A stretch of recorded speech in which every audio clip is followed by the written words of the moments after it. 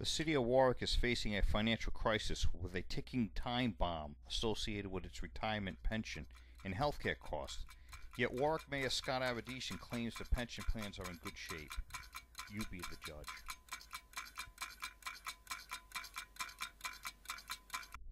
On September 8, 2011, before a group of business leaders, Mayor Avedisian makes a passionate speech advocating for local pension reforms.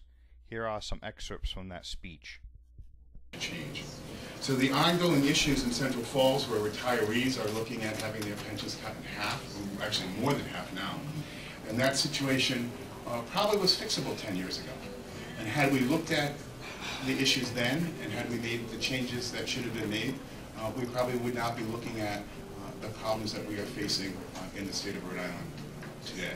So we need to address the problem now, because we cannot possibly be standing here 10 years from now and telling pensioners in the City of Warwick that their pension payments are going to be reduced by 50 or more than 50%. Now listen to an excerpt from Mayor Avedisian's speech on November 1st, 2011 before the General Assembly, House and Senate Finance Committees. Notice how he paints a different picture of the status of Warwick's pension funds. Currently in the City of Warwick, our municipal pension fund, our municipal plan is funded at 71%. Our Police 2 fund is funded at 87%. Our Fire 2 pension plan is funded at 79%. And the problematic one that we have, our Police 1 and Fire 1 plan, is funded at 22%. All of our current and estimated ratios include the new assumptions.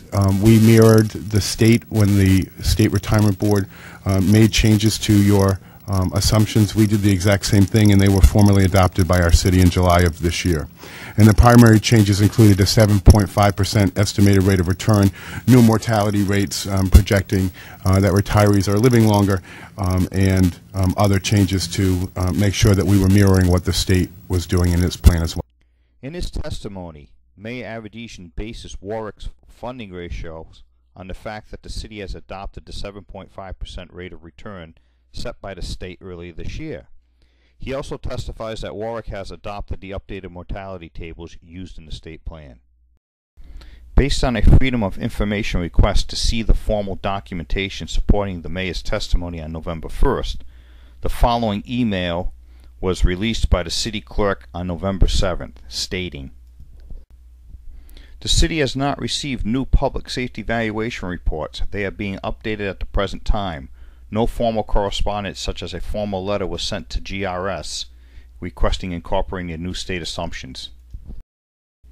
On April 11, 2011, before the Warwick City Council, Councilman Steve Marola asked the city's actuarial experts from GRS specifically if they would recommend that the city use new pension assumptions. Here is that answer. Your report says that you've made recommendations to other municipalities to lower that rate, and you're probably going to do it here, right? With regard to the first part of that question, yes. With regard to the second part of the question, no answer. No answer? What's interesting is that that very same expert who also performed services for the state pension plan did have an answer 2 days later when he testified before the State Retirement Board that the state should in fact reduce its rate of return on its pensions to 7.5%. Incredibly, as the GRS experts continue their testimony, they indicate that Mayor Avedisian's administration did not want to know the effect on changing the pension assumptions on Warwick's plans because they were not willing to expend the money for the analysis. Listen here. A analysis of what the effect would be of incremental changes in some of the assumptions, the assumed rate of return, the salary increase assumption, and the COLA assumption. And we did not prepare that. We thought that this was a request coming from a single councilman, and we weren't sure, and the city staff was not sure, that the single councilman's request could authorize the expenditure of funds for the analysis work that would be needed. In contrast, Mayor Avedisian acknowledges at the September 8th meeting the staggering increase to fund Warwick state teacher pension plans based on the new state assumptions. yet he didn't ask what effect these changes would have on Warwick's plans. Just to fund teacher pensions, not to look at anything on the city side, but just to fund teacher pensions with the new assumptions, we would need a maximum tax increase in this city. Mayor Avedisian's November 1st, 2011 testimony made it seem like Warwick's local pension plans were well funded based on new state pension assumptions, and funding them would not adversely affect the city budget. In reality, the city pension experts testify that even with the old assumptions, the city wasn't making its required payments. Listen here to this clip. You say, we believe larger payments would be desirable independent of the accounting requirements. We have discussed this with the city staff in prior years, and we have been told the city's budget could not accommodate this. Right? Yes. So we can't afford to put more money in. It's not that we shouldn't. All of our current and estimated ratios include the new assumptions. We mirrored the state when the State Retirement Board made changes to your assumptions. We did the exact same thing, and they were formally adopted by our city in July of this year. Let's continue to analyze Mayor Avedisian's testimony during his November 1st, 2011 appearance between the House and Senate Finance Committees. Our police and fire 2 plans include a self-correcting mechanism as well, which provides for variable contributions from our employees on a 1/3 and 2/3 basis, and that is based on the net normal cost is determined by the actuary. So every other year, the actuary comes in, tells us where our fund is, where our plan is, and then redistributes what the employee will contribute and what the city will contribute. So we have a variable rate that alters every other year as to how much our employees are actually contributing into their pension. Mayor Avedisian testifies that Warwick's pension plans contain self-correcting mechanisms to keep them properly funded. However, he never states the cost to the taxpayers and the effect on the city budget. According to most recent available actuarial reports, taxpayers contribute 20% of a police and firefighter salary to their pension. By 2015, the percent will increase to over 30% of salary for a police officer and 22% for a firefighter. Keep in mind, the city is using old pension assumptions, and once they do mirror the new state assumptions, contributions will even go higher. That simply is unsustainable. Now let's take a look at what's been going on with the city budget. Since 2007, the amount of local tax dollars to support city spending has increased from $63.9 million in 2007 to $96.4 million in the 2012 budget. That's over a 50% increase. City spending is at an all-time high, while school spending is below 2008 levels. In fact, over the last 2 years, 100% of all new tax dollars raised went to the city budget and nothing to the school budget. Let's continue to listen to the mayor's testimony. And then in the summer of this year, we adopted our own local pension changes that will take effect next July 1.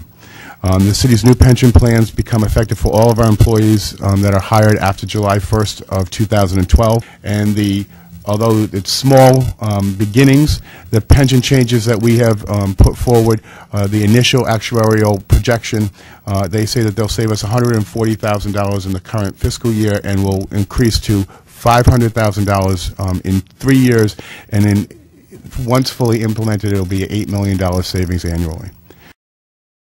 Mayor Avedisian testifies that the city will save $140,000 in the current fiscal year as a result of his pension reform.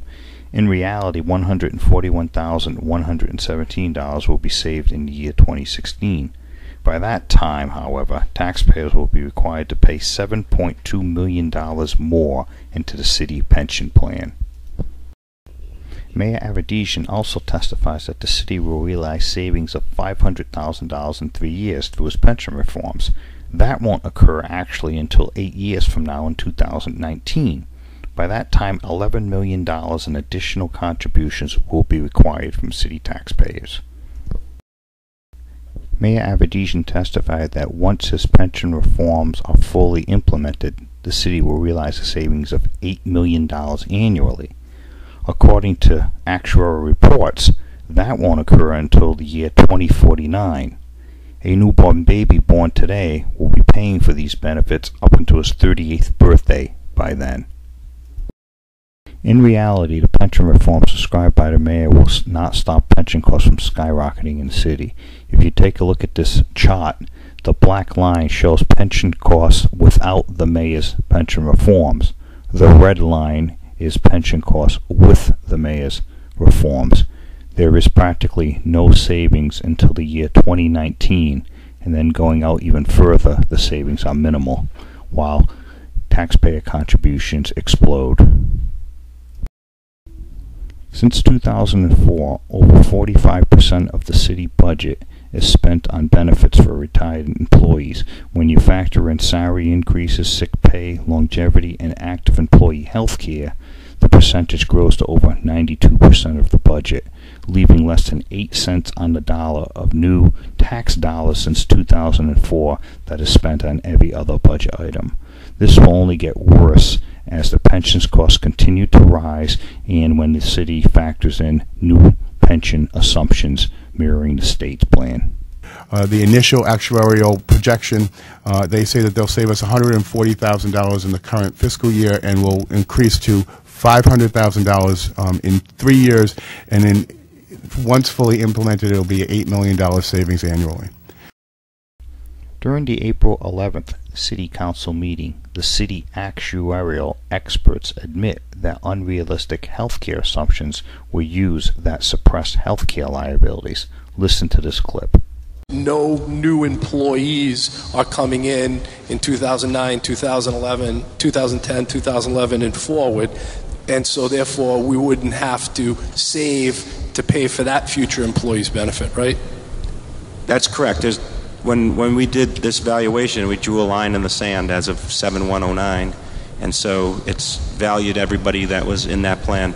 If we added or considered that new employees have come on since 2009, then your projections would be higher, correct? That would be correct.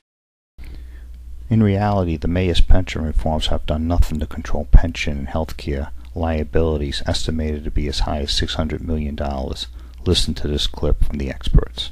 Present value of future benefits, which is around a $373 million present value for those benefits. And that's completely unfunded. That's correct. Pension liability. Yeah, somewhere 240. 240. So we're looking over $600 million or $500 million of unfunded liability. According to the experts, the city should have $45 million set aside to fund future retiree health care benefits. Today, Warwick has $0 allocated. Listen to this clip. For the city, we're saying they should have $36,360,000, and for the school, $9,200,000. Right, so when somebody says our pension plan is 80% funded or 90% funded, and wow, that's we're doing great, this is 0% funded, right? That's correct. The experts are telling us we need to put aside more and more tax dollars to fund these benefits. Already over 45% of new tax dollars funds retirement benefits. The ticking time bomb is about to blow in the city of Warwick, and Mayor Avedisian won't even admit there's a problem. In fact, his view on the health of the city's plans can be described at best as misleading. City leaders need to implement pension and healthcare reforms immediately that save real tax dollars today, not 40 years from now. The future of our city and the future of our children depend on it. Thank you. For information on this documentary, contact Robert Cushman at cushmanr@cox.net.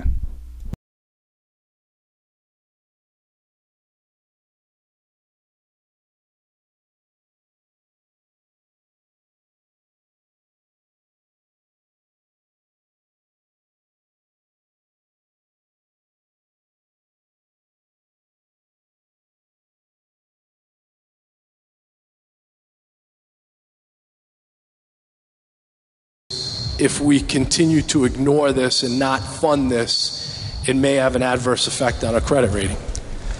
It's likely. I know that when municipalities issue bonds now, when they go out for underwriting, people are no longer buying the pools of bonds without looking at the individual financial statements. And so one would have to think that if you're a municipality that has a funded liability versus one that doesn't, you have two different entities there with respect to credit risk, and you could see an impact on your credit rating.